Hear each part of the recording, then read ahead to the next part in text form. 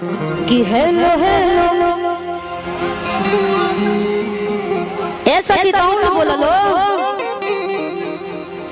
ये प्यार से आप लोग बोल सकेंगे कि हेलो हेलो का सोना कि सूत गई आगे आगे वाला भी कहला कि जेकर जितना चाहत है लोग औरी तोड़ के मेहनत कर लेता, सबसे ज्यादा लोग वो सब सुनने निकाम है। आप लोग आगे तो आप लोगों को बोलना पड़ेगा कि हेलो हेलो खाली दहिए बा भैया, हमारा से सीखी लो, सबसे छोटे बानी हो तो हिम्मत रखे के चाहिए कि सूत गई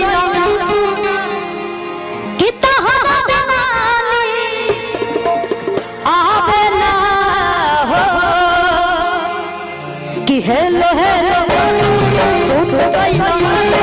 हेलो हेलो सूत गई हवा बेमानी आवे ना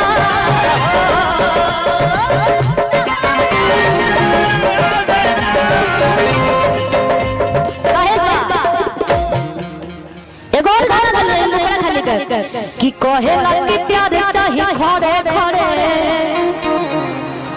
अरे मारे दही लोग खाली बड़े बड़े कि देखो ही में लगता बेसेरा हो, अरे चलो तबे दे हम के टेढ़ा हो कि ले ला शुरू